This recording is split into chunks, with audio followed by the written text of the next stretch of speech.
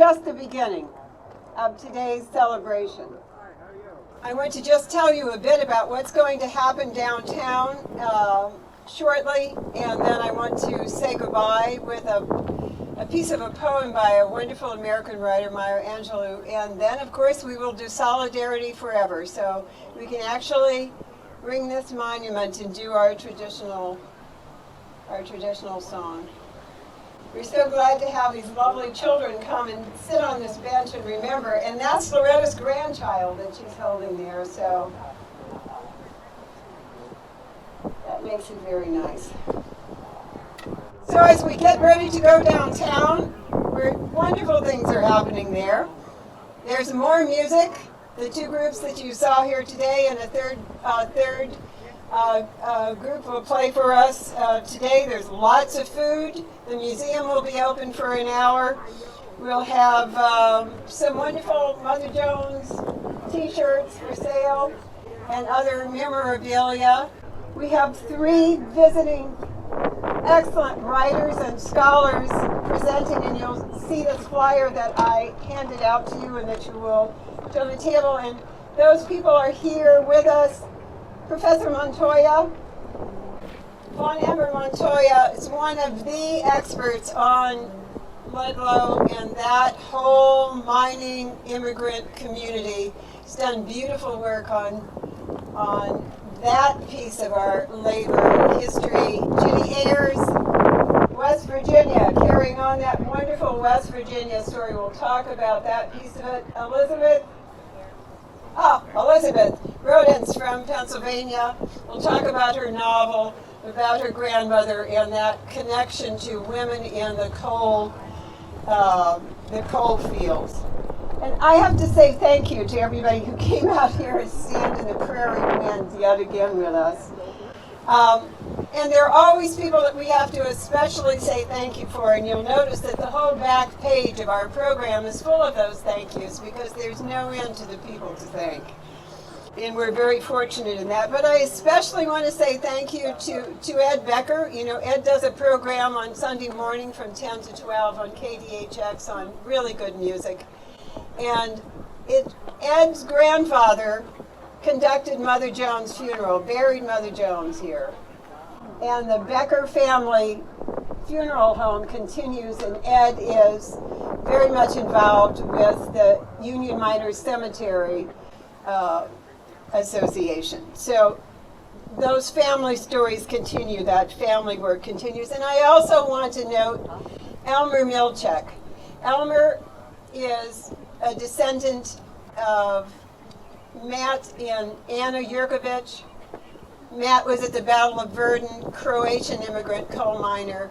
Anna was a brilliant writer who raised 15 children, wrote eloquently about her life in the coal fields. And their wonderful son, Sam, when you look across the road to the Catholic Cemetery and you see that flag flying over that World War I doughboy, that's Sam. And their descendant is Elmer, who has brought us wonderful things in family history and family stories to our museum. When you see that beautiful coal sign in the window of our museum, that's a gift from Elmer. So we're grateful that family and their work continue with us. And of course, we're most grateful to Mother, who understood that this is Workers' Day, and that she made this day her symbolic birthday because she knew how to use drama to make a point. And her point was solidarity. She understood that solidarity of getting people to recognize common cause, regardless of their language, their color, their ethnicity, was the most dangerous notion in the modern world, because solidarity is the necessary, absolutely necessary issue if there's ever going to be peace and justice for working people. So she celebrated her birthday on Workers' Day. And it was her point that all people should have decent, safe working conditions, that children should be able to go to school and not in the mine at 9, like General Bradley, and that the women in the coal fields who struggle alongside the miners to make life better for everyone were just as important a part of the struggle as the men who went in the mines. So 92 years after she was buried here among our mining families, we're grateful to her and to them for their persistence, their sacrifice, their victories. And like a lot of you here, I share DNA with hungry coal miners. And I think that we have that notion of blood memory, that DNA reminds us about those people who were our good ancestors. How many of you are miners or were miners? How many of you have miners in your family? How many of you lost a miner in your family to black lung? How many of you lost a miner to a disaster in the mine? Yes. So we all carry that with us. And I think every time we come here and every time we celebrate and every time we remember, we think about things like the 8-hour day, the weekend, a minimum wage, a social safety net, the whole New Deal, that we remember them.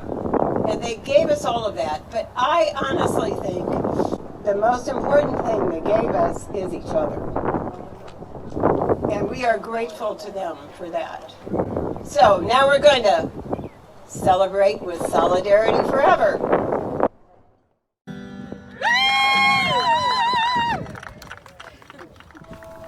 Those were cruel and hard, depressive times.